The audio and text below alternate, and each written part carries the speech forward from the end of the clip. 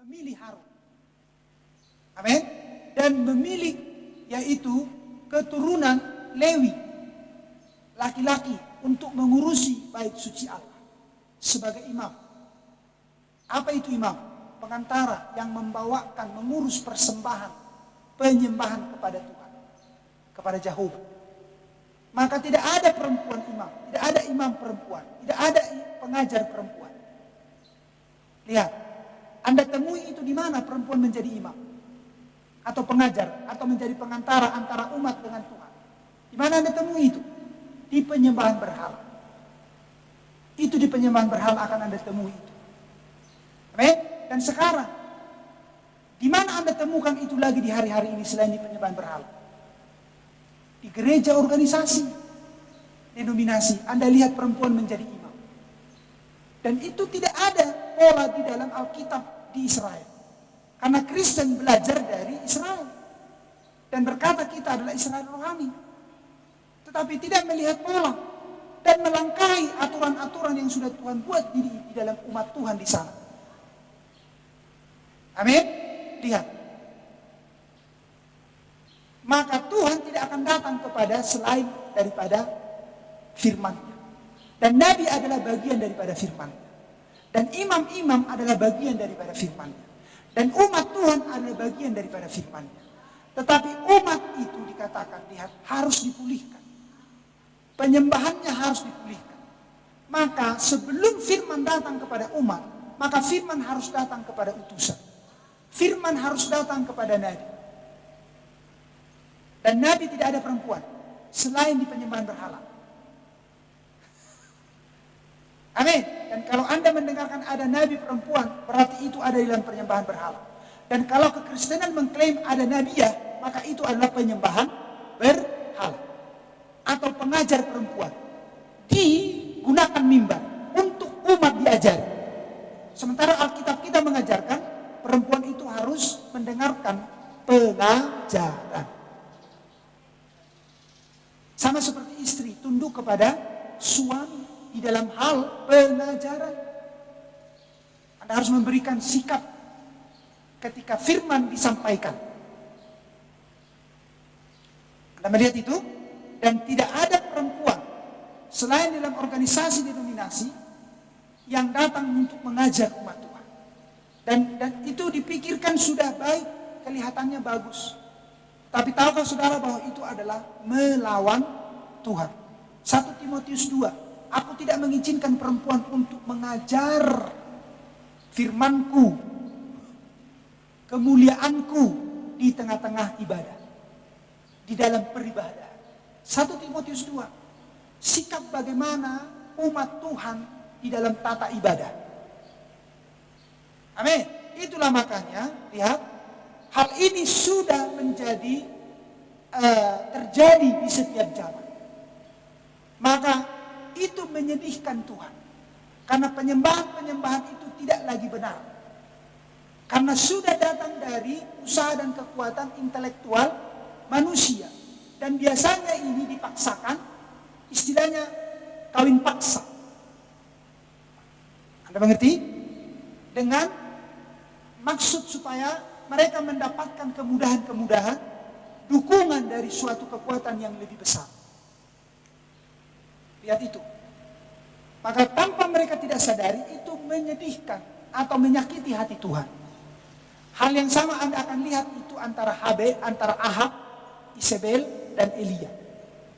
Anda pernah mendengarkan ketiga nama ini? Elia, Ahab, dan Isabel.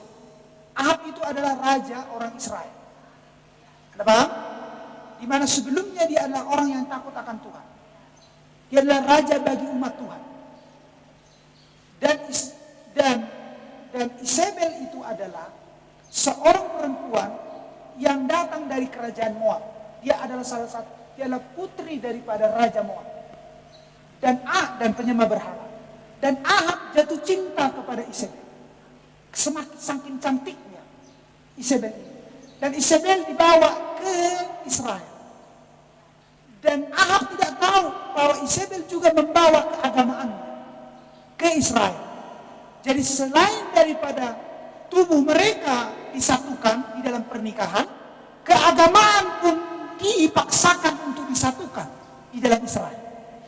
Maka Ahab tidak sadar bahwa Isabel sedang memaksakan menempatkan keagamaannya, penyembahannya berhala itu ke tengah-tengah bangsa Israel dengan menaklukkan Raja Ahab. Sehingga membuat penyembahan yang sudah Tuhan buat menjadi tidak lagi dilakukan oleh umat Israel. Lewat tindakan daripada Ahab yang terperdaya, yang tergoda karena kecantikan Isabel dan mengabaikan Tuhan dan umat Tuhan. Maka Anda lihat gambaran-gambaran itu di hari-hari ini di dalam peribadahan-peribadahan orang-orang. Orang akan mengabaikan Tuhan karena dia, lihat, tergoda dengan kecantikan dunia. Anda paham itu? Karena Isabel adalah perlambang kecantikan dan keindahan dunia, di mana itu adalah penyembahan yang palsu. Orang-orang sudah banyak terperdaya dengan hal-hal itu dan membuat mengawinkan itu, menyatukan itu. Lihat, negara, kuasa itu adalah kecantikan dan kemudahan, menyatu dengan gereja-gereja kita di zaman ini, sehingga penyembahan menurut Alkitab diselewengkan karena sudah dipengaruhi oleh Isabel, dipengaruhi oleh kekuatan dunia dan keindahannya. Sehingga apakah Tuhan akan diam saja membiarkan penyembahan yang sudah dia buat itu diselewengkan sehingga tidak ada umat yang menyembah Tuhan dan tidak ada orang yang diselamatkan? Apakah Tuhan akan membiarkan itu? Tidak. Maka sama seperti Tuhan menegur umatnya karena Yesus datang kepada umatnya, yaitu Israel, sebagai anak manusia. Tetapi sesudah pelayanan ini selesai, dia berjanji akan datang lagi dengan pelayanan ini di akhir zaman sebagai anak manusia. Amin. Yaitu di Lukas 17 ayat 26 sampai 30. Tentang kedatangan Tuhan yang kedua kalinya. Itu akan sama seperti zamannya Sodom dan sama seperti zamannya Nuh. Amin. Apa itu? Akhir zaman. Itulah tanda akhir zaman. Bukankah hari-hari ini adalah akhir zaman? Dari mana Anda tahu hari-hari zaman? Dari Alkitab. Dunia ini sudah seperti zamannya Sodom. Seperti apa Anda tahu zamannya Sodom? Di mana di sana LGBT? Anda tahu arti LGBT? Hubungan yang dilegalkan, hubungan yang sejenis, seperti laki-laki dengan laki-laki, menjadi seperti suami istri berumah tangga katanya. Aneh itu. Kemudian perempuan dengan perempuan. Lihat, kan itu bukan pasangannya. Dicoba disatukan yang bukan pasangannya, apa yang terjadi? Melawan firman. Dan itu disahkan oleh dunia dan disahkan oleh keagamaan yang palsu itu, Katolik Roma. Paus mensahkan itu. Dan akhirnya negara Amerika dan negara-negara lain mengikuti mensahkan itu. Memberikan sertifikat surat pernikahan laki-laki dengan laki-laki. Membiarkan, melegalkan namanya. Bukankah sudah menjadi seperti Sodom? Karena dulu di Sodom dan Gomora adalah hal ini yang ditentang Allah. Kesatuan yang tidak sejenis. Menyatukan sesuatu yang tidak sejenis. Yang tidak pasangannya maksud saya. Yang tidak sejenis, bukan jenisnya. Jenis saya itu harus istri saya. Jenis saya itu harus istri saya. Jenis saya itu harus yang datang dari diri saya, itulah istri saya. Jadi laki-laki bukan jenis saya. Dan itu bukan pasangan saya. Itulah makanya Tuhan datang kepada Abraham dan dua utusan datang kepada Lot memperingatkan mereka supaya keluar karena Sodom dan Gomora harus dihukum karena sudah menempatkan di dunia ini aturan-aturan yang tidak datang dari firman Allah. Ketika Anda pergi ke kitab Kejadian, Anda akan melihat bahwa Tuhan membuat makhluk itu berpasang-pasangan. Amin. Yalah, itulah makanya saudara kita Joshua tidak menikah dengan seorang laki-laki karena bukan laki-laki pasangan. Istrinya yang sudah dinikahinya itulah pasangannya. Itulah yang datang dari dirinya, itulah jenis dia. Karena istri adalah pantulan suami. Dan itulah yang disahkan Alkitab. Tetapi dunia membuat itu menjadi berubah, berbeda. Maka Tuhan apakah diam-diam saja?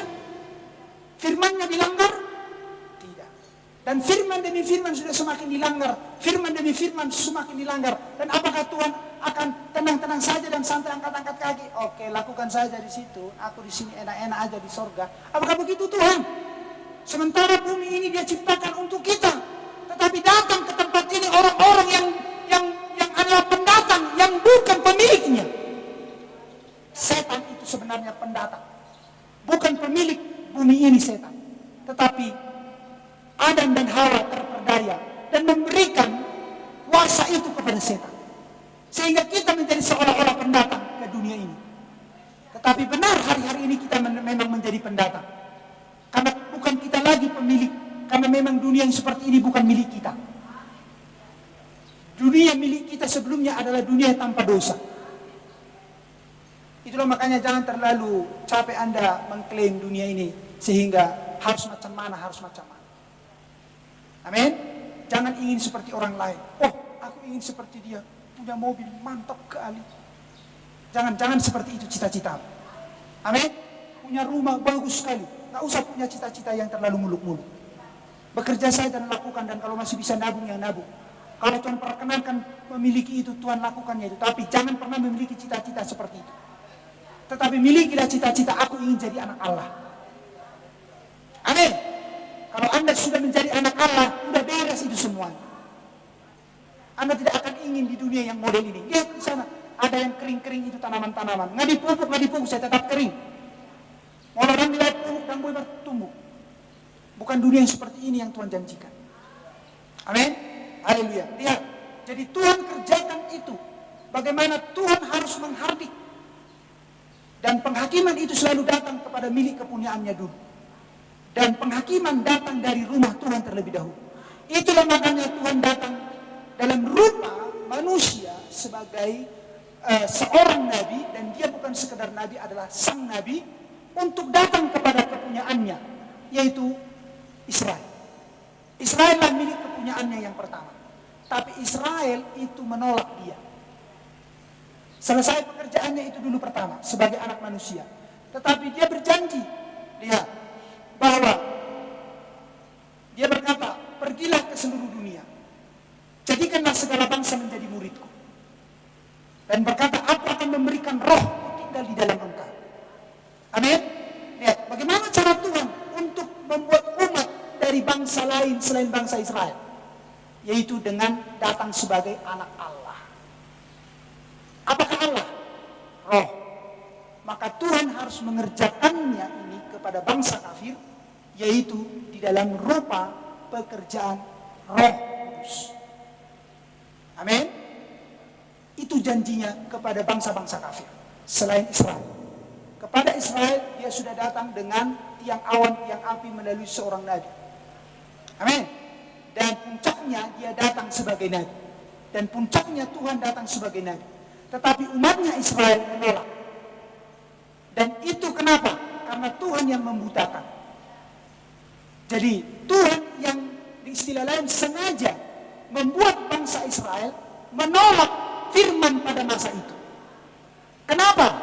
Karena Tuhan memiliki pekerjaan selain kepada bangsa Israel. Karena Tuhan berkata, aku tidak ingin satu orang pun binasa. Tuhan tidak adil kalau hanya bangsa Israel yang diselamatkan. Anda paham itu? Maka Tuhan sesaat membutakan Israel melalui pekerjaan seorang nabi.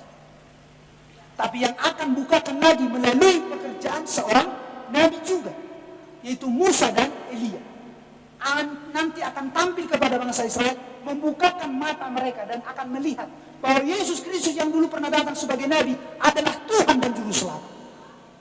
Dan itu sudah tidak lama lagi. Sesudah kita terangkat. Tidak lama lagi. Lihat. Maka di sepanjang 7 zaman gereja, sesudah Yesus naik ke surga, kemudian dia datang di dalam rupa roh, dan dia membagi-bagikan hidupnya, rohnya, kepada 120 orang pertama-tama, termasuk para rasul. Maka dari sanalah dimulai pekerjaan Tuhan supaya sampai ke seluruh dunia.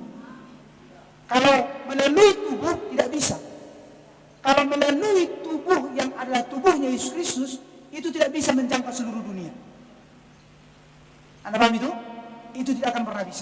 Jadi bagaimana caranya? Dia harus menggunakan tubuh-tubuh yang lain di setiap belahan dunia. Maka Tuhan yang Maha Kuasa itu, amin, sama seperti datang kepada Nabi, kepada Israel, melalui rohnya, maka hal yang sama dia datang, amin, kepada umatnya di segala tempat, amin, melalui rohnya. Bagaimana caranya? Yaitu dengan menggenapkan firman-Nya. Karena Allah sebelum datang harus berjanji dulu.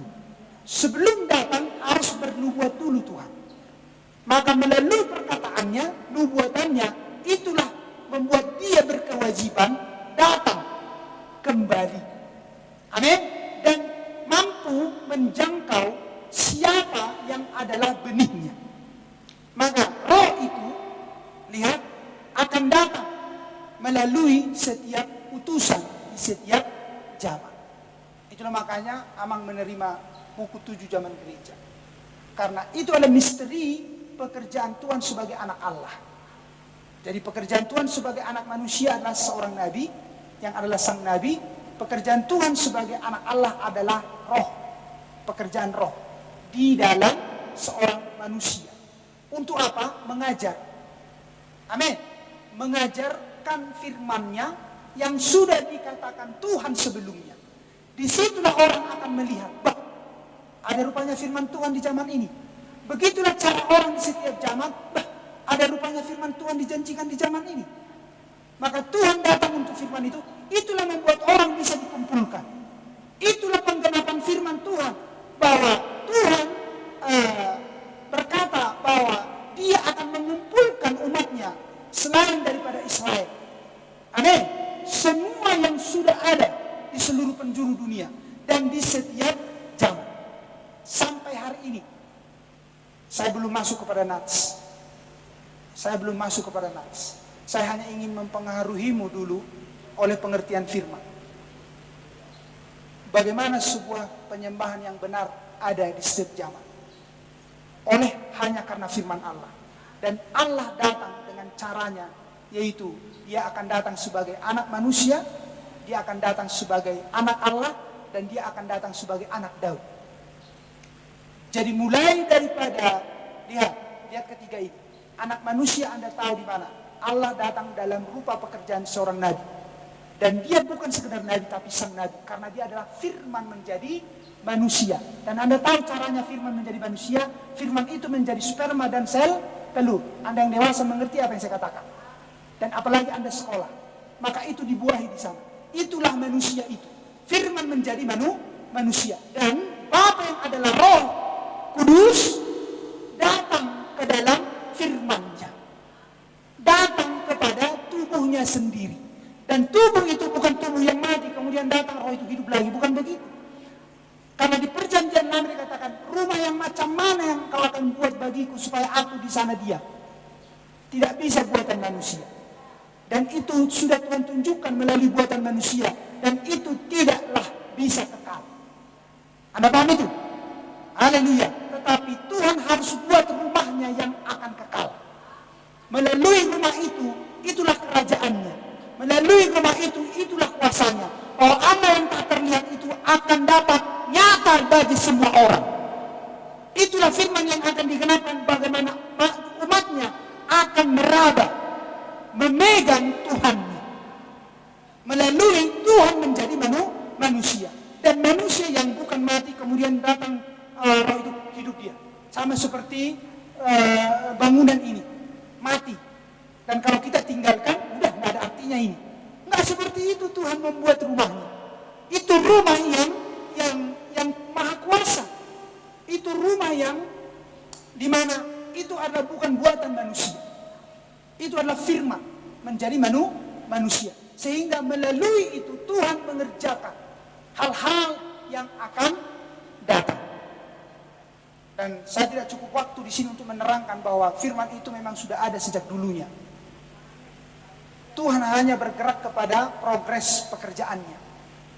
Dari firman yaitu teopani menjadi manusia. Dan kembali dia mengerjakan pekerjaannya di dalam rupa roh atau di dalam rupa yang sebelumnya. Amin. Nah, perhatikan. Apa yang Tuhan lakukan melalui pekerjaan seorang nabi? Dia memulihkan. Dia memulihkan. Memulihkan apa? Pengajaran. Memulihkan apa? Pengertian. Amin.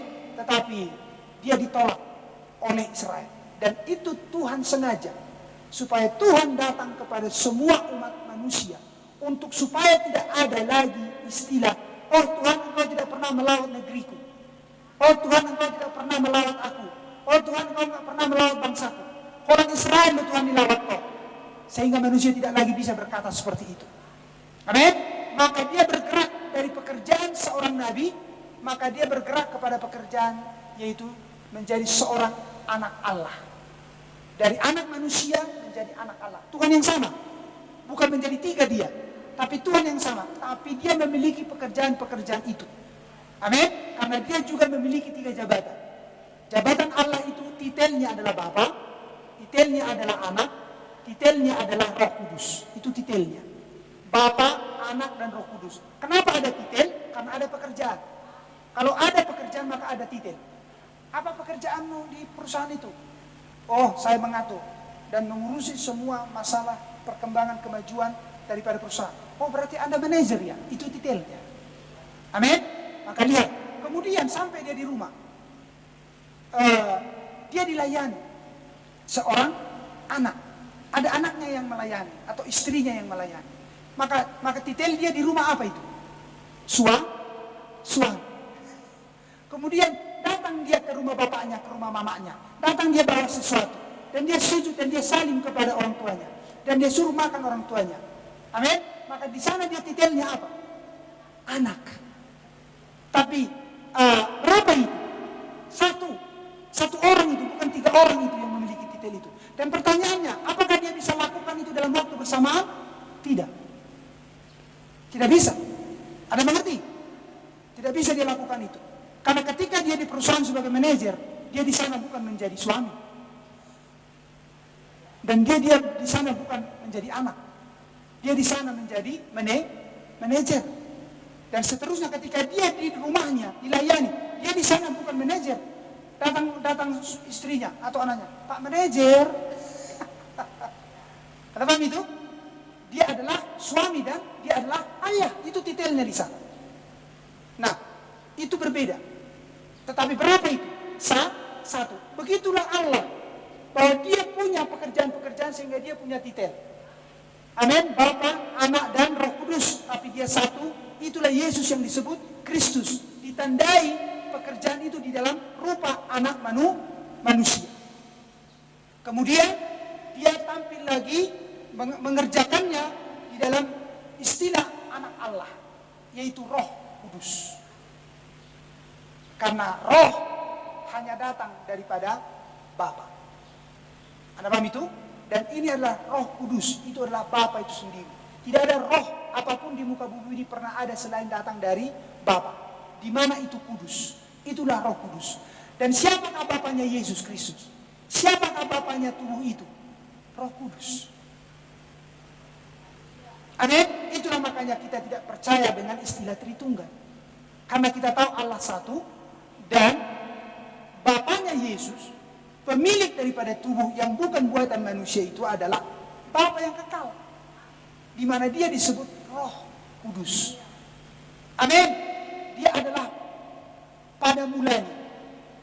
Bahkan segala sesuatu belum ada, dia sudah ada. Dan dia adalah kekal. Dan dia berfirman. Amin. Maka sesudah Israel dibutakan demi janji untuk supaya semua umat manusia diselamatkan sesuai dengan Yohanes 3 ayat 16. Karena besar kasih Allah, kasih Bapa akan dunia, karena dunia ini ciptaannya, maka aku tidak membiarkan seorang pun binasa, maka aku memberikan, mengaruniakan tubuhku. Itu artinya anakku. Karena itu datang dari dia. Lihat, jadi seharusnya gereja itu datang dari laki-laki atau perempuan.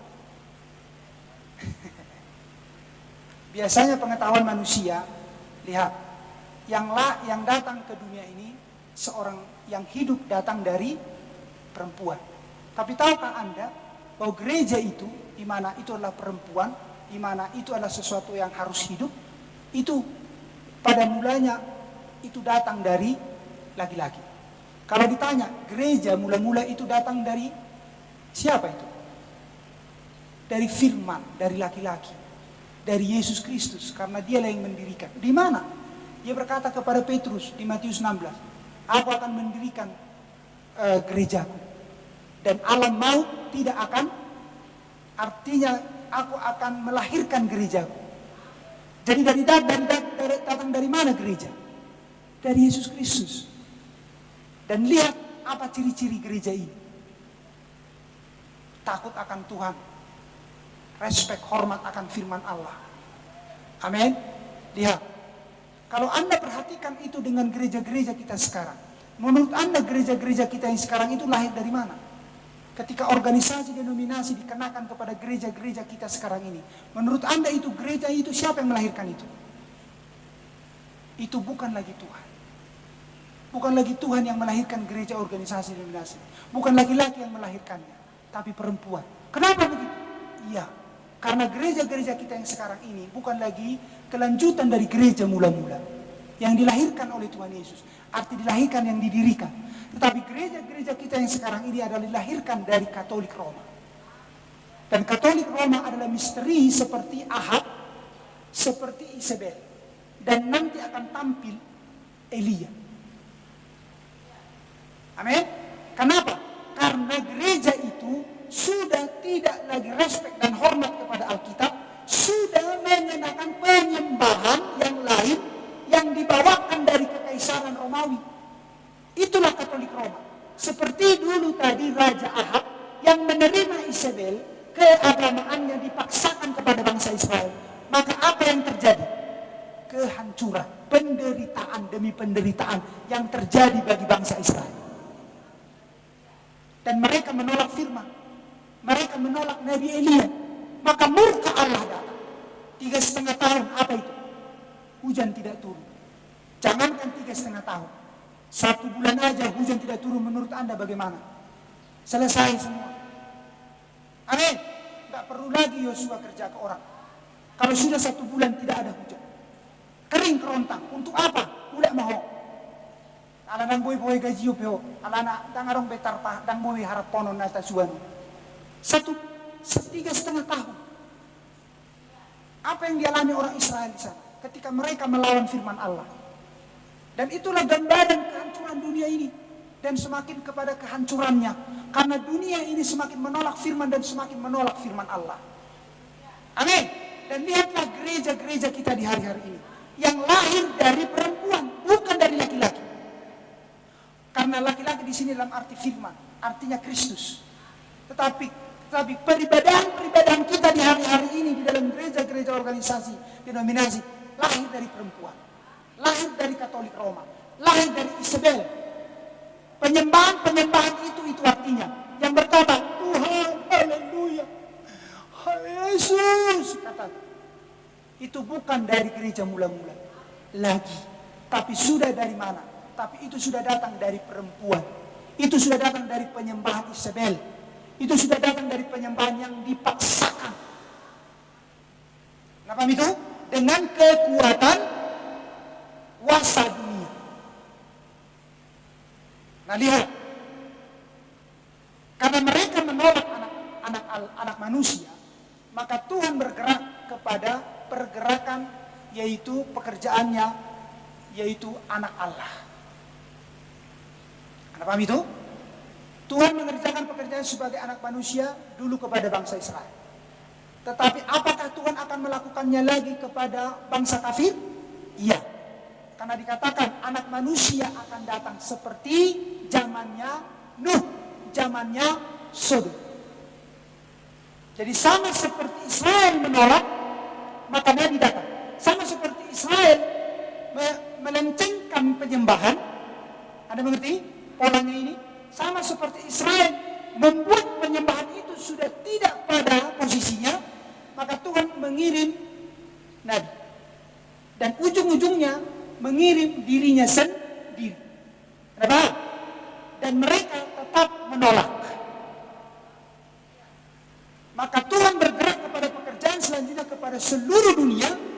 tidak bisa lagi langsung dengan seorang nabi.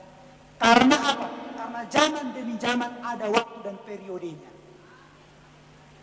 Sementara nabi diutus selalu di akhir zaman. Akhir dari suatu periode masa yang ditentukan Allah. Seperti Nuh, kurang lebih 2000 tahun. Orang-orang sudah lari dari Tuhan. Bahkan mengambil yang bukan istrinya diambil menjadi bukan istrinya, diambil. Anda mengerti maksud saya? Aneh. Lihat, dan dosa semakin bertumpuk-tumpuk di zaman Nuh. Bukankah ada orang-orang yang hebat-hebat sebelum Nuh untuk memperingatkan mereka-mereka itu? Seperti Henok, seperti Set, seperti yang lain-lainnya. Ada paham? Tapi itu harus sampai pada puncaknya. Sehingga dosa harus dihabis. Maka siapa yang Tuhan utus?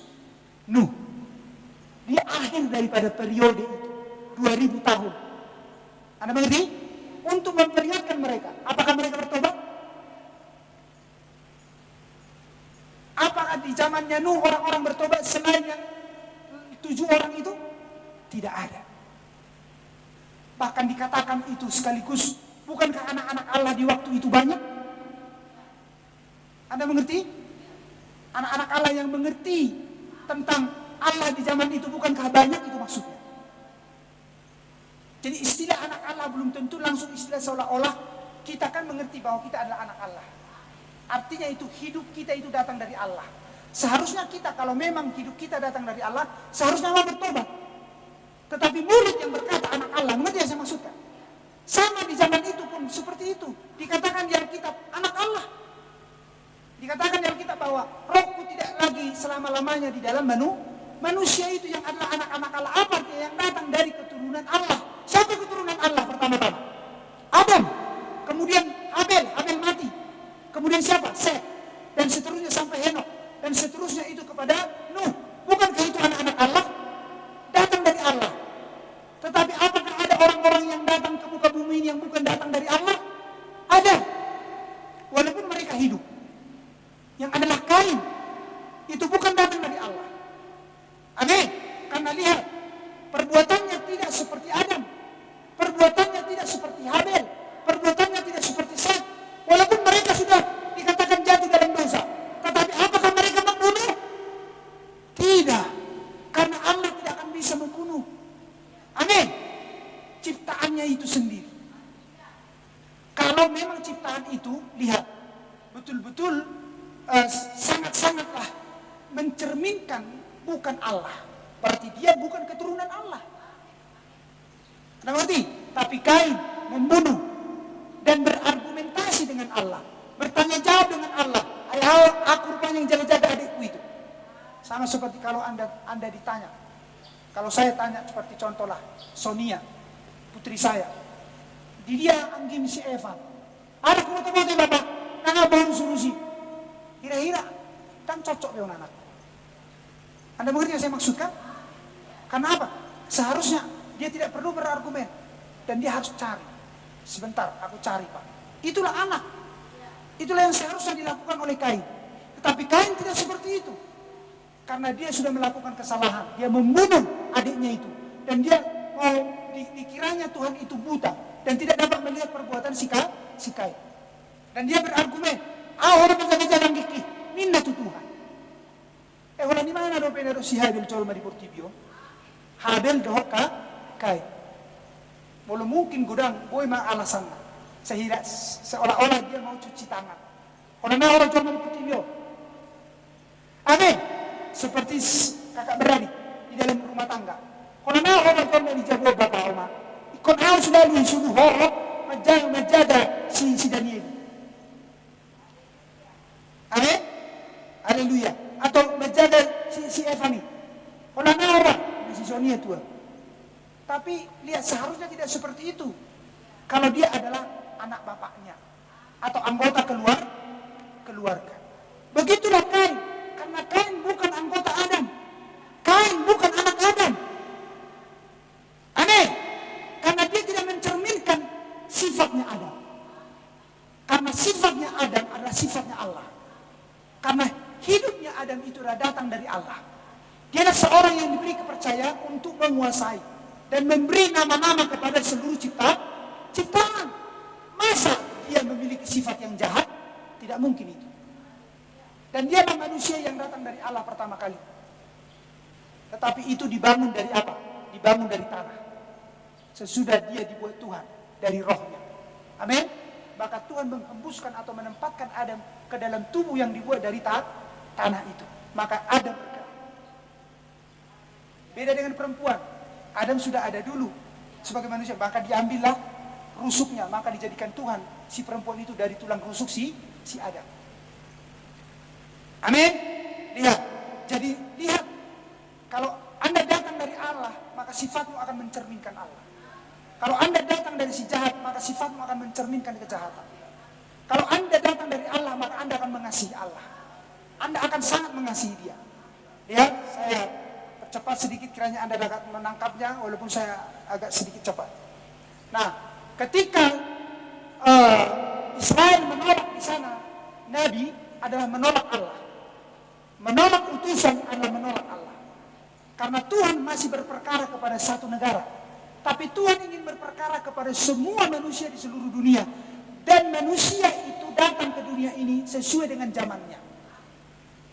Maka saya tidak bisa mau mengklaim aku ingin di zamannya Petrus lah. Nggak bisa. Tuhan sudah menentukan saya di zaman ini. Anda paham? Karena mungkin Anda melihat penderitaan hebat di masa ini dan lain sebagainya. Aduh, kayaknya saya ingin hidup di zamannya Luther saja. Martin Luther. Nggak bisa. Tuhan sudah menentukan Anda. Kemudian mungkin bangsa Amerika. Orang Amerika, kayaknya kita lebih cocok kalau kita itu dulunya sudah ada waktu zamannya Kekaisaran Romawi. Mereka nggak bisa katakan seperti itu. Karena Tuhan tahu tahun berapa, bulan berapa, tanggal berapa Amerika lahir. Amin. Tahun berapa, bulan berapa Indonesia lahir. Karena sesuai dengan pergerakan umat manusia di seluruh penjuru dunia. Maka roh Allah bergerak sesuai dengan zamannya. Dan pergerakan roh Allah yang adalah Bapa yang kekal itu di setiap zamannya itu menurut tantangan di setiap zamannya. Maka ada urapan di setiap zamannya. Kuasa di setiap zamannya untuk melepaskan Anda dan saya terutama di zaman ini. Itulah anak manusia, itulah anak Allah. Apa itu? Tuhan sendiri. Karena Allah adalah roh, maka yang datang dari Dia adalah roh. Maka roh ini yang adalah Allah harus datang kepada roh. Siapakah roh itu? Tunjuk dirimu sendiri. Makanya Anda tidak melihat dirimu sekarang karena melihat rupamu. Kali ketika Anda melihat dirimu di cermin, jangan Anda bersandar kepada rupamu itu. Anda akan gagal. Karena manusia memandang rupa. Dunia memandang rupa. Kalau Anda melamar pekerjaan, lihat, apalagi itu suatu bersifat istilahnya pekerjaan itu bonafit, hebat. Anda tidak cukup dengan sarjana. Anda tidak cukup dengan sekolah. Dilihat juga tampangnya. Dilihat cara bicara, dilihat cara berpakaian. Maka Anda dari penglihatan itu, Anda sudah punya nilai paling tidak 50% Anda menang. Walaupun Anda sarjana, posisi yang ditempatkan, dilihat Anda nggak cocok. Tapi Anda pandai, sarjana. Tetapi dilihat tampangmu, cara berpakaian dan lain serupamu, nggak cocok itu menjadi manajer katanya. Karena itulah dunia. Anda paham itu? Selalu mengandalkan yang terlihat. Tetapi Anda harus melihat dirimu sesuatu di situ yang tak terlihat. Harus Anda bisa lihat itu. Yang datang dari Allah. Apa itu? Benih. Benih Allah harus Anda dapat lihat di dalam dirimu. Anda tidak terpaku dengan rupamu. Maka Allah yang adalah roh, istilahnya dalam kitab anak Allah. Karena Allah adalah roh, anak artinya datang. Lahir dari mana, itu artinya anak. Amin. Maka Allah yang adalah roh, datang kepada roh, yaitu adalah manusia roh. Dan itu Tuhan taruh di antara banyak dunia ini, di antara banyak manusia di dunia ini, tidak kepada semua orang. Allah menaruh benihnya di dalam hidup. Itulah yang akan bisa merespon firman ini. Itulah yang membuat di setiap zaman firman direspon. Allah yang adalah anak Allah, amin, roh yang adalah dia datang dari Allah, itu maksudnya. Roh yang datang dari Allah, Allah yang adalah roh, itu maksudnya. Amin. Istilah anak datang mengerjakan pekerjaan-pekerjaan roh. Apakah itu mengajar? Anda pikir saya yang sedang mengajarmu? No. Anda harus tahu yang tak terlihat yang sedang mengajarmu. Saya tidak mampu mengajarmu. Anda harus mengerti itu. Itulah pekerjaannya. Pekerjaan Tuhan adalah roh. Di mana dia sudah terlebih dahulu mengubahkan cara berpikir ini. Dan memperhatikan itu di dalam Alkitab. Firman, roh. Maka itulah yang sedang keluar. Yang datang kepada pendengaran. Anda paham? Itulah yang membuat orang tersandung di setiap zaman. Hal yang terlihat. Amin. Hal yang terlihat. Anda harus mampu melihat, nanti bercermin. Pertama-tama bercermin dulu di cermin lahiriah. Kaca di rumah. Isi doa Tuhan. Tuhan, cara Tuhan memandangku. Asahuboto caraku memandang diriku. Amin. Maka bagaimana caranya? Anda harus datang dari Alkitab. Cara Anda memandang dirimu harus datang dari Alkitab. Maka Anda harus tahu apakah ada pada hidupmu ada benih atau sifat Allah atau lihat potensi untuk percaya. Amin. Itu harus Anda lihat. Maka lihat, ketika Tuhan sudah menyelesaikannya di Perjanjian Lama, kemudian sampai kepada Yesus Kristus sebagai pekerjaan anak manusia, dan itu ditolak. Anda mengerti? Maka lihat, dia berjanji di akhir zaman dia akan datang. Amin. Dia akan datang. Anda lihat di Lukas tadi, Lukas 17 itu ayat 26 sampai 30. Kemudian lihat di dalam Matius 17 ayat yang ke-11 dan Maliaki 4 ayat 5 sampai 6. Dia akan datang dalam rupa pelayanan seorang nabi di akhir zaman. Lihat, kenapa dia harus datang dalam rupa seorang nabi atau yang terlihat seperti manusia? Karena firman harus terulang kembali. Apa itu? Firman diterima dan firman ditolak. Untuk mewujudkan bahwa firman pernah diterima dan firman pernah ditolak, maka Tuhan harus mengulang lagi pekerjaannya sebagai anak manusia di akhir zaman. Amin. Tetapi untuk firman Tuhan sampai ke seluruh dunia, dan firman Tuhan, lihat, itu diselewengkan. Lihat, karena firman Tuhan datang kepada Israel dan akhirnya mereka selewengkan, karena mereka ingin sama seperti dunia, maka firman yang datang ke seluruh dunia dan mereka lahir dari perempuan gereja itu, ada apa? Dan akhirnya firman pun diselewengkan. Anda mengerti? Di sepanjang 7 zaman gereja, firman diterima dan firman diselewengkan. Tetapi di akhir daripada 2000 tahun daripada firman itu akan diselesaikan, Tuhan harus datang lagi dalam rupa pelayanan anak manusia atau seorang nabi. Supaya jelas bahwa memang dunia pernah di akhir zaman menerima dan menolak. Dan yang menerima adalah benihnya. Dan yang menolak adalah, lihat, benih yang palsu. Bukan gandum tetapi lalat. Dan itulah makanya Tuhan turun di akhir zaman. Anda mengerti yang ingin saya sampaikan? Bahwa Tuhan ingin mengekspresikan selalu supaya dunia tidak dapat menunjuk dengan jarinya tentang ketidakadilan Allah. Dan Allah tidak pernah seperti itu. Dan Allah selalu adil. Anda paham itu? Itulah makanya ini yang ingin saya sampaikan.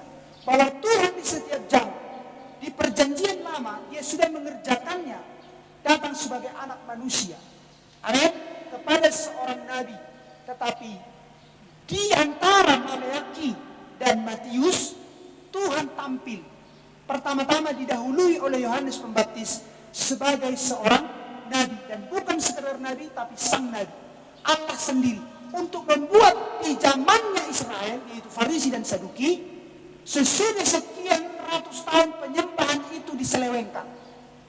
Amin. Penyembahan itu menjadi diorganisasikan. Itulah Farisi dan Saduki. Itulah makanya Farisi dan Saduki berkata kepada Yesus, atas kuasa apa engkau mengajar? Isi dan mengelak komandan sehingga kau mengajar di sana.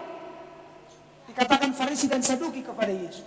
Maka ditanya Yesus kembali lagi, menurut kamu Yohanes Pembaptis itu datang dari Tuhan atau datang dari mana? Maka Farisi dan Saduki membungkam dan berkata, kami tidak tahu. Kalau begitu aku tidak tahu, dan aku tidak akan memberitahukannya atas kuasa dan dari kuasa mana aku memberitahukannya kepadamu. Nah, paham itu? Nah, lihat, sesudah penyembahan itu diselewengkan, maka Tuhan harus tampil untuk menunjukkan bahwa yang kau tolak selama ini di setiap waktu di dalam penyembahanmu yang salah itu sesungguhnya bukan yang lain yang selain adalah Tuhan. Tuhanlah yang kau tolak ketika engkau menolak seorang nabi di setiap zaman-zaman perjanjian lama itu. Karena nabi adalah bagian daripada firman, dan mereka tidak mau mengikuti perkataan nabi.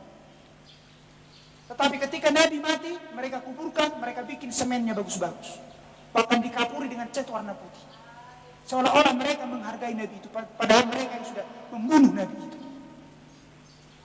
Maka Tuhan harus mengekspresikan itu di dalam tubuh dagingnya, bahwa yang Anda tolak itu adalah aku. Apa buktinya? Aku sudah pernah tampil sebagai anak manusia atau sebagai seorang nabi, bahkan sang nabi, dan kamu sudah menolak aku yang adalah Tuhan. Itulah Yesus yang disebut Kristus. Maka sesudah itu kehidupan ini masih berlanjut. Bangsa-bangsa tampil, manusia demi manusia tampil, penyembahan-penyembahan tampil di seluruh penjuru dunia. Maka itulah misteri 7 zaman gereja, atau misteri akan tampilnya pelayanan anak Allah sesudah menyelesaikan anak manusia. Amin. Tetapi itu pun ditolak pekerjaannya sebagai roh. Karena tadi saya sudah katakan bahwa Allah itu adalah Bapa, Allah itu adalah Anak, Allah itu adalah Roh Kudus. Dan itu bukan 3 pribadi, tapi 1 pribadi. Jadi Tuhan ingin mengekspresikan dirinya bahwa dia benar-benar pernah di muka bumi ini, bahwa dia sudah memperingatkan dan dia ditolak oleh dunia ini. Tetapi hanya benihnya yang bisa menerima dia. Dan itu sudah ditentukannya di setiap zaman.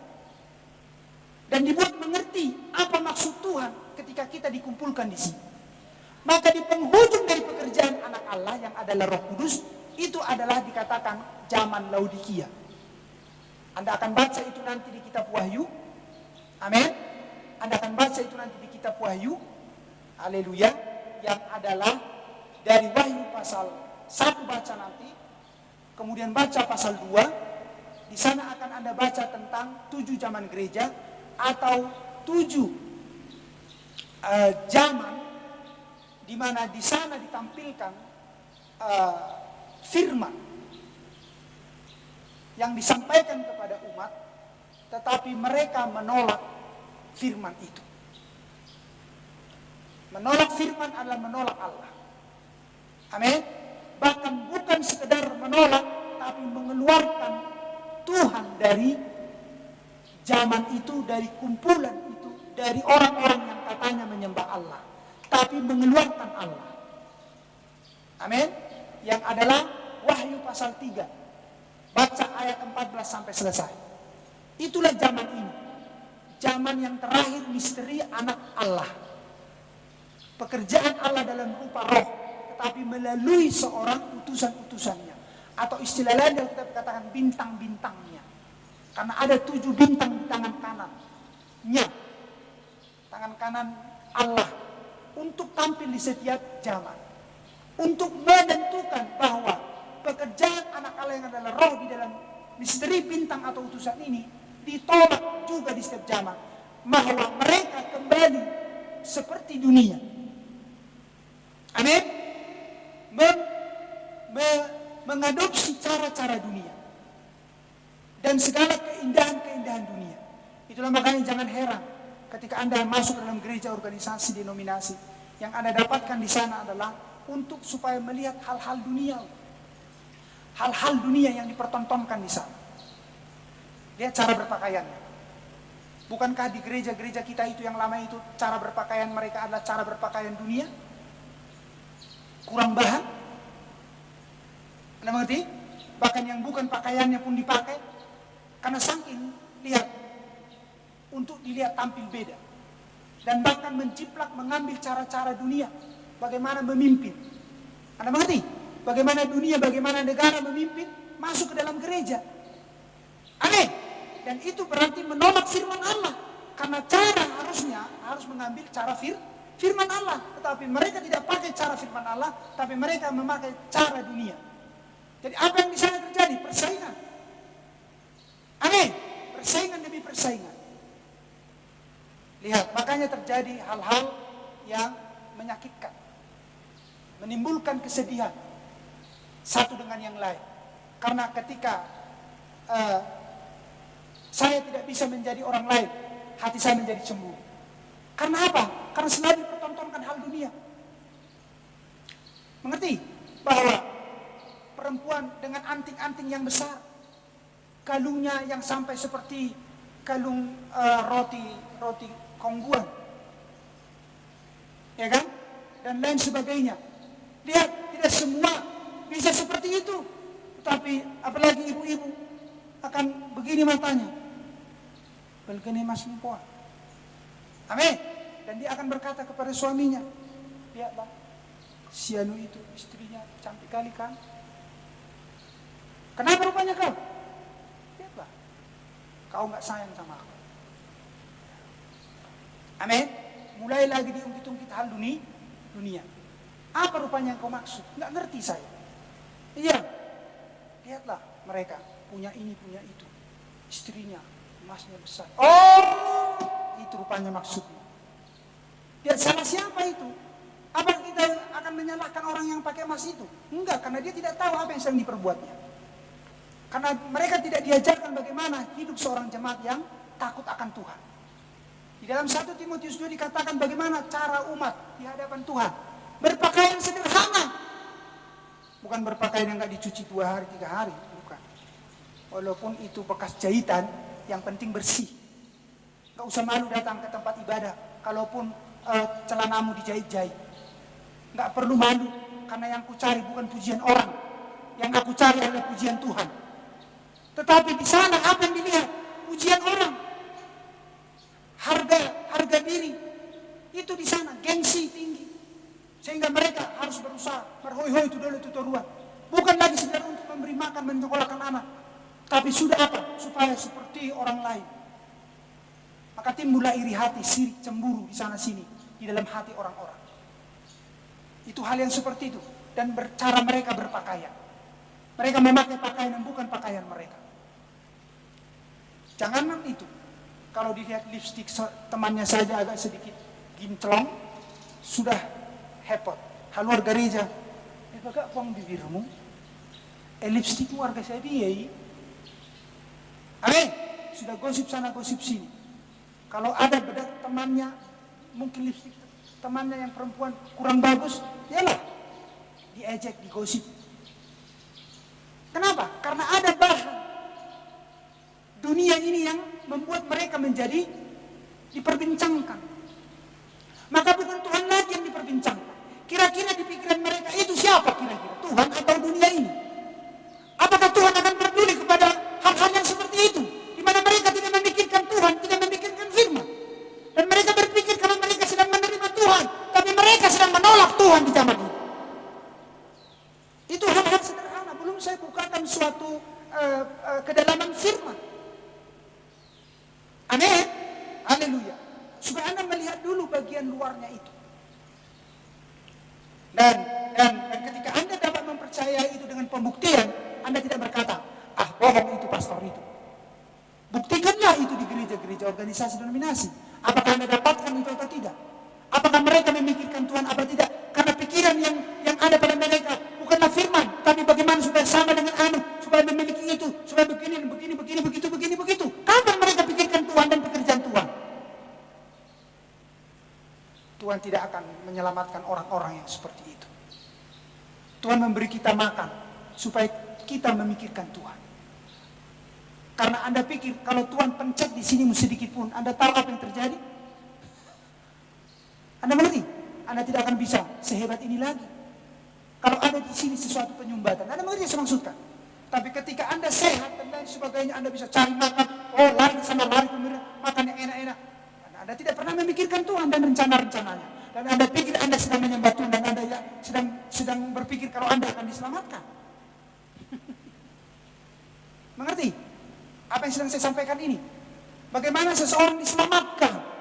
Bagaimana seseorang itu berkata bahwa aku umat Tuhan? Bagaimana seseorang itu percaya bahwa Tuhan akan membawa aku dari dunia yang rusak ini? Anda harus terima firman pada zaman ini. Anda harus terima pekerjaan Tuhan pada zaman ini. Amin? Dan lihat, sepanjang 7 zaman gereja yang Anda lihat nanti di Wahyu pasal 1 sampai pasal 3. Dan di Wahyu pasal 3 Anda lihat di situ yang terakhir. Itulah jenis penyembahan yang hari-hari ini. Yang sudah bukan lagi sekedar menolak Tuhan, tapi mengeluarkan Tuhan dari kumpulan-kumpulan mereka. Amin. Tetapi berkata Kristen. Lihat, dan penyembahan itu bukan lagi karena firman Allah. Sudah bercampur dan tidak mempermuliakan Allah. Apakah Tuhan akan membiarkan umatnya ada di situ? Di tempat di mana bukan lagi sekedar menolak, tapi mengeluarkan Tuhan dari situ dan menempatkan, lihat, kehebatan, keintelektualan manusia di situ. Apakah Tuhan akan membiarkan? Tidak. Maka Tuhan tampil, amin, dengan pelayanannya lagi sesuai dengan janjinya sebagai anak manusia. Apa itu? Sebagai seorang nabi. Karena firman selalu datang kepada nabi. Jadi apakah ada nabi dijanjikan di akhir zaman? Iya. Itulah masalahnya. Yang ingin Tuhan nyatakan supaya kita dipulihkan. Karena tadi ingat, Tuhan datang dalam pelayanan rupa anak manusia, bahkan rupa anak Allah adalah untuk datang memulihkan. Sekaligus untuk nyata-nyata dunia menolak Tuhan di setiap zaman. Kenapa itu? Karena Anda pikir apakah ada orang di hari-hari ini seolah-olah akan menolak pendeta? Enggak ada itu. Anda mengerti saya maksudkan? Tidak ada itu. Karena Tuhan tidak pernah mengerjakan itu. Itu hanya perasaan mereka. Kalau mereka sedang dipakai Tuhan. Anda mengerti? Karena tadi itu bukan buatan bangunan Tuhan. Itu buatan bangunan bukan datang dari Tuhan. Tapi itu sudah datang dari percampuran yang dilahirkan dari perempuan. Bukan dari laki-laki. Bukan dari gereja mula-mula itu maksudnya. Tapi itu adalah gereja yang sudah lain. Yang bukan gereja mula-mula. Yang datang dari kekuatan dan buatan manusia. Itulah gereja Katolik Roma. Dan itulah itu semua sampai hari ini. Dan apakah Tuhan akan membiarkan umatnya akan dipenjarakan di tempat di mana Tuhan ditolak? Tidak. Amin. Itulah makanya kenapa kita berkata bahwa Anda tidak akan dapat menerima Roh Kudus di sana. Karena di sana tidak ada firman yang seutuhnya. Anda mengerti? Dan tidak melalui saluran yang dipulihkan. Itu lagi masalahnya. Bukan saluran yang disediakan dan yang dipulihkan oleh Tuhan. Yang diperbaiki oleh Tuhan. Bukan. Itu adalah saluran-saluran yang disediakan oleh dunia dengan segala gelar. Itulah makanya mereka tidak tahu firman. Umat sudah melawan firman tapi tidak membawa umat kepada jalan yang sesuai dengan firman dan tidak memiliki kuasa untuk menegur umat supaya tidak melakukan dosa. Hanya apa? Jangan lupa beribadah. Hanya itu yang dia tahu. Jangan membunuh, jangan berzina, jangan berbohong. 10 hukum Taurat. Hanya itu sekarang yang sedang seolah-olah menjadi firman pada hari ini yang didengarkan oleh orang-orang di zaman ini. Tetapi apakah ada firman yang ditentukan di akhir zaman? Ya. Apa itu? Anak manusia. Apakah itu firman? Apakah itu firman? Iya. Bahwa Tuhan akan datang lagi dan sudah datang melakukan pekerjaannya untuk supaya memulihkan kita dan sekaligus menempatkan dirinya bahwa dia pernah ditolak oleh dunia ini. Karena dunia ini di zaman ini sudah sama seperti zamannya Nuh. Amin. Sudah sama seperti zamannya Lot, Sodom dan Gomora. Apa itu? Penolakan, kerusakan moral dan rohani. Dan di dalamnya terperangkap benih-benih Allah. Dan harus dikeluarkan dari situ. Jadi apakah Tuhan akan diam-diam saja di surga? Tidak. Maka dia akan turun lagi mengulangi pekerjaannya di sana sebagai anak manusia, sebagai seorang nabi. Maka dia harus datang di hari-hari sebagai seorang nabi. Amin. Lihat, sebelum dia akan tampil sebagai anak Daud. Apa itu? Raja. Di mana dia akan menjadi raja di atas segala raja? Di milenium. Kerajaan 1000 anak Daud. Siapa itu anak Daud? Salomo. Siapa yang pernah menjadi raja yang hebat di seluruh dunia ini dari Israel? Salomo. Anda paham itu? Haleluya, yang memiliki hikmat seperti, dan itu adalah hikmatnya Allah. Karena dia minta hikmat dari Tuhan untuk mengurus Israel. Menurut Anda, untuk mengurus dunia ini, yang bisa mengurus dunia ini adil dan makmur, kira-kira siapa? Tidak ada selain harus Tuhan. Maka dia harus datang sebagai raja di atas segala raja. Kapan? Di milenium. Tetapi sebelum itu kita harus dipersiapkan dulu di perjamuan kawin malam anak domba. Sebelum itu kita harus dipulihkan dulu di sini di bumi. Siapa yang selalu dipakai Tuhan untuk memulihkan? Anak manusia. Apa itu? Pekerjaan Tuhan sebagai seorang nabi. Dan Tuhan sudah buat runutnya di perjanjian lama. Kalau Tuhan bisa datang ke sana, datang kepada seorang nabi, apakah Tuhan itu berubah? Apakah Tuhan tidak bisa datang di akhir zaman ini kepada manusia dan menjadikan manusia itu menjadi nabi? Apakah bisa? Apakah bisa? Bisa. Kenapa tidak ada? Karena tidak ada yang mustahil bagi Tuhan. Karena nabi artinya utusan. Anda mengerti? Kenapa harus diutus nabi di akhir zaman? Karena ada dosa. Anda paham itu? Dan dosa harus dihakimi. Kenapa bukan gereja yang dipakai? Organisasi denominasi yang dipakai? Karena gereja, organisasi denominasi sudah jatuh juga dalam dosa. Bahkan mereka punya kuasa memberitakan firman karena dukungan dunia atau pemerintah. Bukan karena firman dan kuasa dari surga. Maka Tuhan harus datang untuk sekaligus mengumpulkan kita seperti zamannya Nuh, mengumpulkan, amin, 7 orang dan masuk ke dalam bahtera dan menghakimi begitu banyak orang di zamannya Nuh. Begitupun di zamannya Yesus Kristus, memperingatkan mereka dan lihat dan akhirnya menghukum mereka di bawah kuasa kekaisaran Romawi Jenderal Titus tahun 70 Masehi. Amin. Dan seterusnya. Dan lihat hari ini, apakah Tuhan akan membiarkan ketidakpercayaan dan dosa ini? Dan membiarkan umat Tuhan yang sungguh-sungguh mencari Tuhan, dan mereka terperangkap mencari kebenaran, tapi mereka tidak bisa melihat kebenaran di dalam sistem-sistem dunia dan gereja-gereja itu? Apakah Tuhan akan membiarkannya? Tidak. Maka itulah makanya Tuhan harus datang. Tetapi bagaimana cara Tuhan datang? Apakah Tuhan harus langsung datang dengan caranya seperti dia datang kepada Musa begitu dia datang kepada umatnya? Tidak bisa, karena umat Tuhan berdosa. Umat Tuhan akan langsung mati. Maka Tuhan harus memilih Musa, amin, dan membawa Musa naik ke gunung Sinai dan memberikan firman supaya umat bertobat dan mereka lihat akan layak masuk ke tanah perjanjian. Dan sebelum Anda masuk ke surga, amin, Anda harus masuk dulu ke dalam Roh Kudus sebagai perlambang tanah perjanjian. Anda harus masuk ke dalam Roh Kudus. Anda harus masuk ke seluruh kebenaran firman. Anda harus masuk pada percaya penuh kepada Tuhan di zaman ini. Apakah gereja-gereja, organisasi, denominasi dan seluruh keagamaan dunia ini bisa membawa Anda penuh percaya kepada firman? Tidak bisa. Karena mereka sudah menyangkali firman.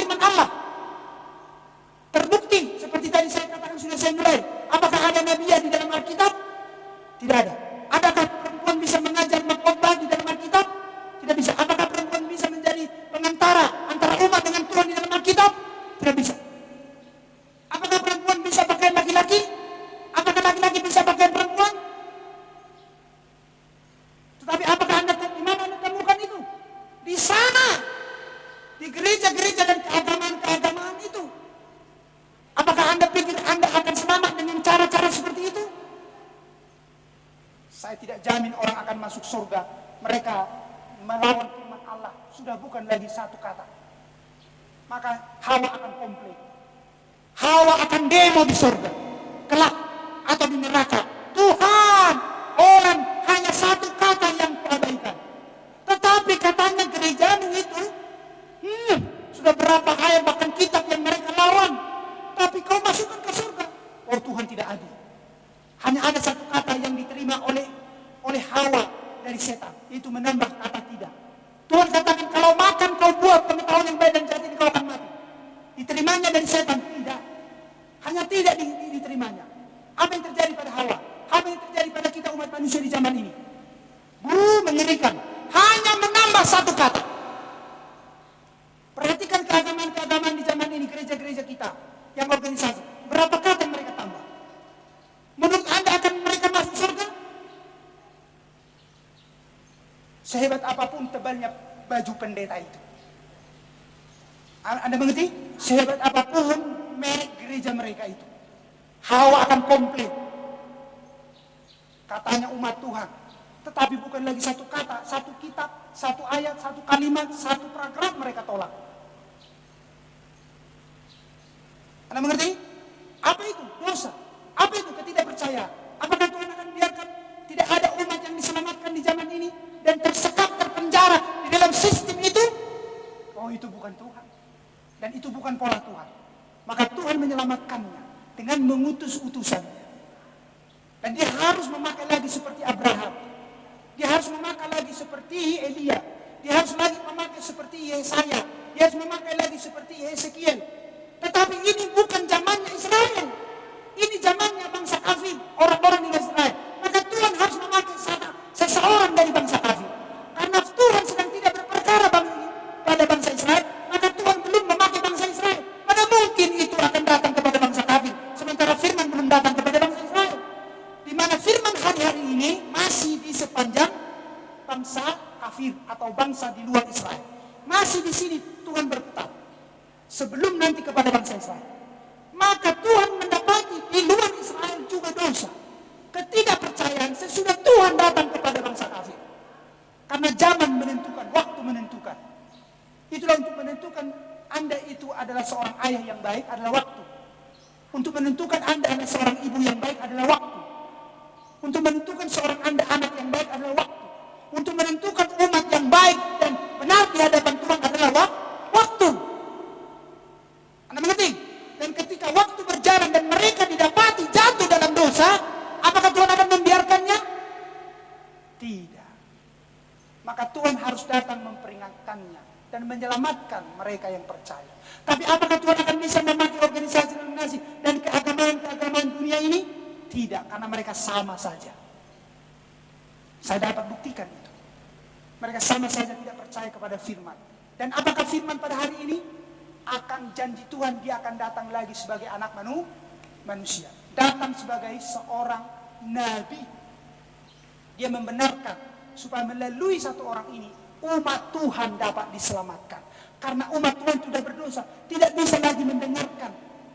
Maka Tuhan harus memilih dari antara mereka satu orang.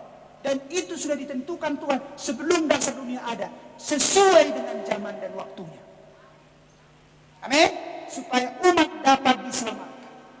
Maka lihat, dari anak Allah, dari anak manusia, anak Allah, tapi di penghujung dari misteri periode anak Allah, lihat, di sana Tuhan bukan lagi sekedar ditolak, tapi sudah dikeluarkan.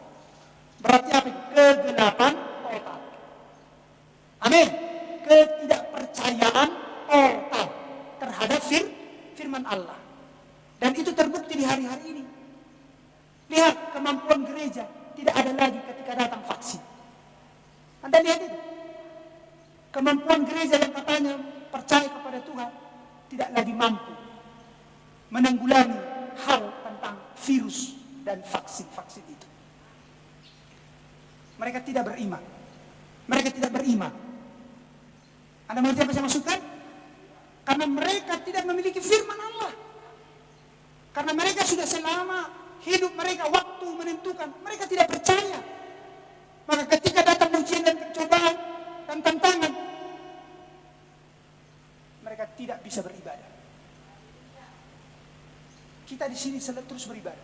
Selama itu COVID itu di sini terus beribadah. Polisi datang kemari. Anda mengerti? Dan sesaat, hanya sebentar melalui online, kita tetap ibadah, tapi langsung lagi balik kemari. Tidak ada yang bisa menghentikan kita selain belum waktunya. Tetapi suatu saat ini akan dihentikan. Dan kita sudah tahu kapan, dan kita sudah tahu bagaimana caranya dunia ini akan menghentikan ibadah ini.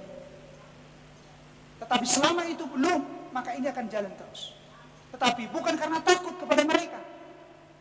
Anda mengerti? Haleluya. Atau takut kepada virus. Oh, no way. Dan itulah yang sedang diperagakan hari-hari ini. Jadi lihat, Tuhan itu sedang dan sudah hari-hari ini, bahwa Tuhan menggenapkan firman-Nya untuk memulihkan kita kepada segala sesuatunya. Tuhan datang melalui anak manusia, anak Allah, lihat ini, dan Dia berjanji akan datang lagi di hari-hari terakhir, di misteri pelayanan anak Allah, yaitu dalam rupa roh, yaitu penggenapan tentang janji Roh Kudus. Itu pun disangkali di zaman ini berakhir dengan membuat Tuhan di luar, lihat, kegelapan total. Maka Tuhan tahu waktunya sudah singkat, maka Tuhan mengirimkan janjinya, amin, dan mengirimkan nabinya, janji tentang anak manusia, kedatangannya kali yang kedua, amin, untuk memulihkan kita. Arti memulihkan, mengembalikan kita pada posisinya dalam segala hal, mengembalikan umatnya pada posisinya dalam segala hal. Penyembahan, ketaatan, pengenalan akan Tuhan, seluruhnya penyingkapan dikembalikan, keselamatan, amin, dikembalikan semua. Maka ketika ini sudah, maka Anda penuh dengan firman Allah, dan Roh Kudus datang kepadamu, menyegelmu, memeteraikanmu, dan menggenapkan janji. Yang mati akan dibangkitkan, dan yang masih hidup akan diubahkan, amin. Dan Anda akan diangkat naik ke perjamuan kayu alaman domba, Wahyu 19, amin. Dan membawaku ke milenium, yaitu turun ke bumi, di mana Kristus sebagai Raja. Sesudah Dia, lihat, di dalam misteri celaka yang ketiga, perang dunia yang ketiga, menghancurkan, lihat, raja-raja itu seluruhnya, amin. Dan membuat mereka itu menjadi tontonan. Misteri yaitu blok barat dan blok timur. Maka di dalam misteri kerajaan 1000 tahun, manusia nanti akan muncul, dan bangsa-bangsa pun nanti akan muncul. Anda paham? Karena bayangkan itu 1000 tahun. Tetapi di masa itu Tuhan sebagai Raja dan Saudara Raja akan memimpin umatnya, akan memimpin dunia ini. Dan iblis istilahnya itu dipenjarakan atau diikat, dan dia tidak bisa menggoda siapapun. Bukan berarti dia diikat, tangannya seperti polisi mengikat, tetapi karena dia tidak bisa bebas lagi, pergerakannya terikat, karena yang tampil adalah anak-anak Allah yang memimpin dunia ini. Sama seperti di sini Anda terbatas melihat setan sekarang. Anda terbatas melihat setan sekarang, tapi Anda apakah tahu kalau Tuhan mengizinkan setan bisa ada di sini sedang menonton, melihat, bah, Aisyah matahari, gaya mang, ngeri nih, sudah didukari, sudah ke namasal, lihat, dan melihat dirimu, yang satu itu kayaknya belum percaya itu, tunggu dia, pulang nanti akan kupengaruhi dia. Anda tidak melihatnya, Anda mengerti? Tetapi nanti akan Anda lihat dia, ketika Anda sudah diubahkan dengan tubuh teopani seperti tubuh Allah, Yesus Kristus. Seperti Allah dapat melihat setan ada pada manusia yang digarasa itu. Bu, apakah manusia itu yang setan? Yang ada di garasa itu? Tidak ada di dalam dirinya apa? Setan, bahkan ribuan. Maka dikatakan, bukan manusia itu yang berkata, jangan hakimi kami sekarang. Setan itu yang dilihat Yesus. Setan tahu mereka dilihat Yesus. Maka mereka, setan itu berkata, jangan hakimi kami, kan belum waktunya. Ya, jadi mau apa? Kata Tuhan, usirlah kami ke babi-babi itu. Ya udahlah. Ya udah sana kau. Enggak Tuhan katakan dalam nama Bapa, Putra dan Roh Kudus, setan keluar. Kan dikatakan Yesus seperti itu. Karena dia adalah Allah. Setan pun tahu dia anak Allah, dia adalah Allah. Jangan hakimi kami sekarang, kata setan. Anda mengerti? Maka lihat, seperti itulah Anda nanti dan saya di kerajaan milenium. Dapat melihat sepak terjang setan. Marhua yang sih, song asing pengenal. So.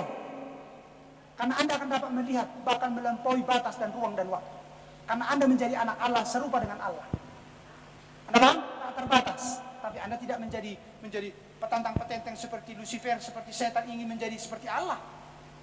No way, ada tetap batasannya. Ya Anda adalah anak Allah. Dia bermaha kuasa, tapi Anda diberi kuasa. Sehingga setan tidak berkutik di hadapan. Untuk itulah Anda dikumpulkan di sini. Tetapi sebelum itulah makanya Anda dikeluarkan dari sistemnya setan. Supaya Anda dapat melihat bahwa Anda dikelabui oleh setan selama ini. Maka itulah makanya Tuhan harus mengirim dirinya sekali lagi, yaitu dalam rupa nabi. Karena itulah bagian daripada dirinya. Sekali lagi dalam rupa nabi. Itulah yang di mana dipakai Tuhan untuk membukakan ketujuh meterai. Dialah Brother Branham, William Marion Branham, yang lahir di Kentucky dan pelayanannya ada di Jeffersonville. Seorang nabi dari tahun 1933 dipakai Tuhan sampai 1965. Dan melalui pelayanannya ada 3 tarikan. Amin. Haleluya. Dan tarikan pertama adalah mujizat. Mujizat. Segala sesuatu. Bahkan lebih besar yang dilakukan oleh waktu Yesus Kristus datang dalam rupa anak manusia yang ditolak oleh Israel di Yerusalem. Amin. Maka pelayanan dia itu di dunia ini karena dunia ini semakin canggih. Dunia ini semakin hebat. Makanya dikatakan Tuhan, jika engkau di dalam aku dalam kau melakukan pekerjaan-pekerjaan yang aku lakukan bahkan lebih besar dari yang aku lakukan. Karena zaman ini lebih besar daripada zaman Israel. Maka mujizat-mujizat di sini pun itu lebih besar dari mujizat-mujizat yang pernah dilakukan Yesus di sana, dilakukan Yesus lagi di sini. Di dalam pelayanan sebagai anak manusia, mengakhiri pelayanan anak Allah, amin, sebelum anak Daud. Karena anak manusia, Nabi selalu dipakai untuk memulihkan. Dan itu sesuai dengan janji Tuhan di Matius 17 ayat 11. Apa akan mengutus Nabi Elia untuk memulihkan segala sesuatunya. Dia sudah datang dan akan datang lagi dikatakan. Nah, sama seperti Yesus, dia datang kali pertama dan dia akan datang kali kedua. Dan dia sudah genapi itu dalam misteri kedatangan Tuhan. Di dalam 1 Tesalonika 4 ayat 16. Bahwa Tuhan sendiri akan datang melalui seruan, berarti harus pakai orang. Jadi kedatangan Tuhan ini melalui seruan harus pakai orang. Bagaimana polanya? Seorang nabi. Makanya saya tunjukkan tadi polanya itu. Supaya kita jangan melanglang buana siapa yang mau dipakai Tuhan ya. Siapa? Pendeta mana yang dipakai Tuhan? Selalu harus seorang nabi. Dan nabi memiliki tanda spesial. Bukan karena dia dalam nama Tuhan Yesus yang sakit sembuh. Tidak seperti itu. Bukan hanya seperti itu dia. Tapi bernubuat bukan hanya 100. Bernubuat di masa pelayanannya bukan hanya 1000. Bahkan 250 lebih, kurang lebih, kalau saya tidak salah, nubuatannya sepanjang hidupnya terjadi dan digenapi Tuhan. Jadi bukan hanya sekarunia bernubuat 2 kali jadi, bukan seperti itu dia. Karena dia katakan pelayanannya lebih besar dan digenapi. Dan hanya tinggal 1 yang belum digenapi untuk kita di sini sekarang. Gempa bumi. Kalau itu terjadi bahwa berarti yang mati dalam Kristus akan dibangkitkan, Anda diubahkan. Jadi jangan Anda akan terjadi gempa bumi, Anda belum punya persiapan. Makanya sebelum gempa mega, dan itu sudah diprediksi oleh hamba Tuhan, Nabi ini berada Abraham di Amerika. Bukan di mana-mana. Berarti gempa mega ini berarti lebih besar dari gempa di Jepang. Gempa di Jepang berapa tadi? 10? Ada 10? 10, atau 9,2? 9, sekian. Maka lebih daripada itu. Karena 9,2 sudah pernah di Alaska. Tetapi Tuhan menahan. Karena brother sister masih ada di sini. Karena kalau Tuhan membiarkan gempa Alaska 9,2, bahkan lebih, bahkan itu bisa contoh 10 menit selesai dunia ini. Tapi Tuhan tahu Anda ada di hari-hari ini? Tahu. Dan Tuhan melalui nabinya sudah bernubuat akan terjadi gempa mega, gempa gempa yang kita dikatakan gempa bumi yang belum pernah terjadi. Berarti kalau ada gempa bumi hari-hari bahkan 9, atau 10, maka lebih daripada itu akan segera terjadi. Bayangkan. Bayangkan kalau itu sampai 2 menit, 10 menit dikoncak. Apa yang terjadi, brother sister? Tsunami di mana-mana. Anda sudah pernah melihat tsunami di TV di Aceh dan di mana-mana? Apa yang terjadi? Mengerikan. Dan itu untuk apa juga? Untuk membuka tanah. Itu misteri apa? Trompet, sangkakala Allah di akhir zaman. Sesaat lagi untuk apa? Membuka tanah, membangkitkan orang yang mati dalam Kristus. Dan Anda yang masih hidup, ketika percaya firman ini penuh dan mau mendiri dirimu mengenakan firman Allah demi firman Allah, mengenakan firman Allah demi firman Allah, memberi dirimu dilahirkan kembali. Amin. Memberi dirimu hidup di dalam misteri lahir baru. Sampai firman demi firman, dia menjadikanmu benar-benar menjadi anak Allah. Dan Anda diadopsi. Sehingga Anda mengerti peristiwa ketika Tuhan, ya di mana di atas gunung itu ada suara, inilah anakku yang kukasih, dengarkanlah dia. Apa yang membuat alasan membuat dirimu untuk didengarkan oleh dunia? Tidak ada selain Anda harus menjadi anak Allah.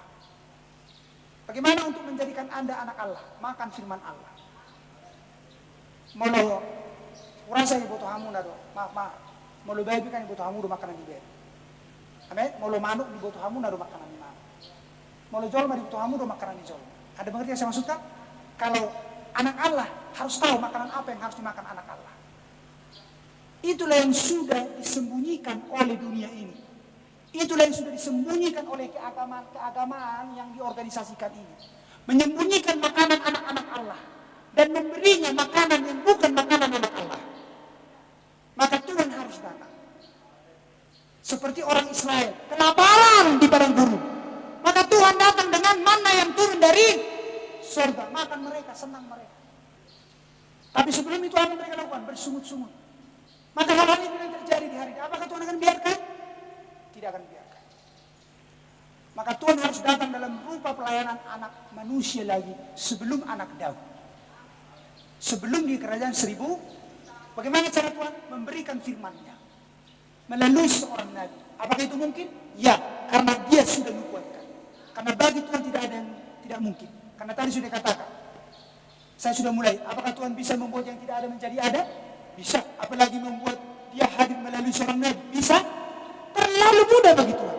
Manusia yang sudah dibuat memiliki pikiran sistem dunia dengan segala intelektual keagamaan masing-masing.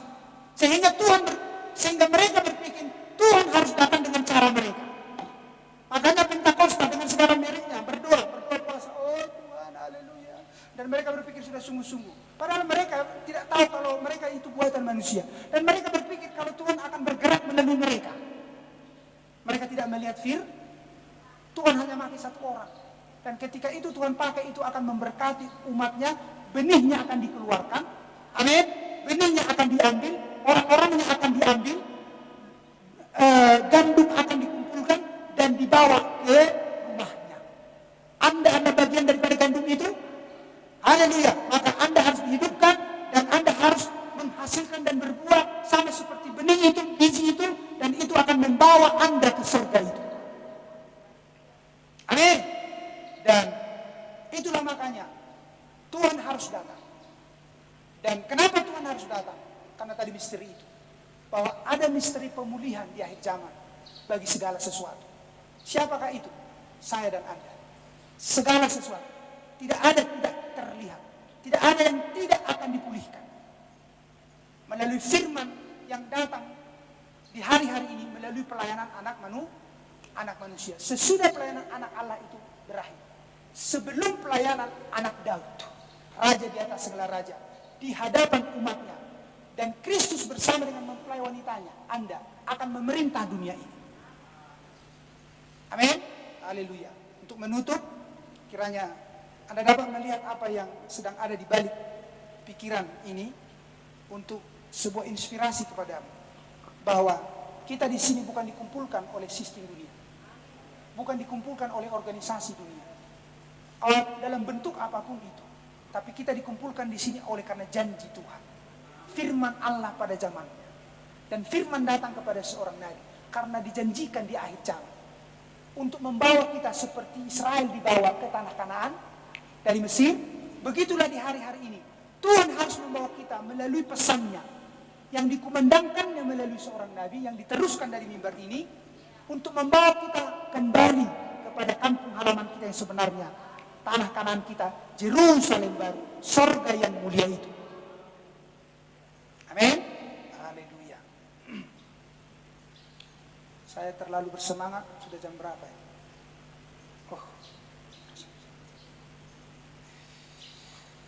Ya, kiranya Anda diberkati Tuhan. Saya akan bacakan firman untuk menutup itu.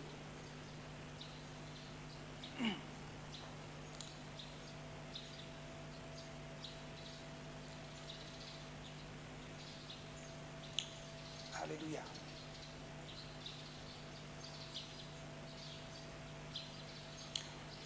Kisah Para Rasul 3 ayat yang ke-25.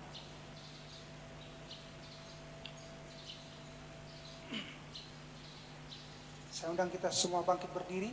Sekaligus saya akan mengakhiri dan berdoa. Kisah Para Rasul 3 ayat 25 dikatakan, kamulah yang mewarisi nubuat-nubuat itu dan mendapat bagian dalam perjanjian yang telah diadakan Allah dengan nenek moyang kita ketika ia berfirman kepada Abraham, oleh keturunanmu semua bangsa di muka bumi akan diberkati. Siapakah keturunan itu? Yesus Kristus. Siapakah Yesus Kristus? Firman. Bagaimanakah Anda mengerti firman pada zaman? Karena ada umat di setiap zaman. Anda paham itu? Maka melalui itu, maka Anda lah yang akan mewarisi semua janji Allah. Sesudah Anda dan saya, hari demi hari, waktu demi waktu, tahap demi tahap, oleh firman Allah memulihkan kita. Arti memulihkan, mengembalikan kita dalam segala hal. Penyembahan kita, pengenalan kita, perbuatan kita, segala sesuatunya datang dari pikiran Allah. Itulah mengapa kita ada di sini. Amin. Dan kita tidak bersandar kepada kekuatan dunia. Dan kiranya Anda dibuat paham untuk ke depan menindaklanjuti kenapa saya ada di situ. Kenapa saya mendengarkan pastor itu. Karena Anda tahu ada janji Allah yang harus diwariskan kepada Anda. Tetapi Anda belum siap sebelum Anda dipulihkan. Dan Anda tahu cara Tuhan memulihkan. Tidak melalui sistem. Anda mengerti? Bukan melalui keagamaan yang mencontoh dunia. Tetapi Tuhan sendiri yang turun. Melalui seruan, suara penghulu malaikat, dan sangkakala Allah. Dan Tuhan mengenakan itu di dalam 3 tarikan. Ini berapa? Ini 5 ya. Ya, 3 tarikan. Amin. Tarikan pertama mujizat, tarikan kedua mengetahui isi hati manusia. Untuk mengenali Nabi ini yang adalah utusan Allah.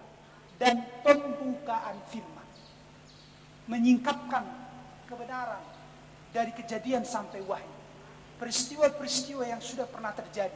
Di mana yang sudah diselewengkan. Di mana contoh soal baptisan saja sudah begitu banyak tidak sama. Anda paham itu? Baptisan saja sudah bertengkar keagamaan-keagamaan, terutama kekristenan. Amin. Kealahan pun sudah bertengkar. Anda mengerti?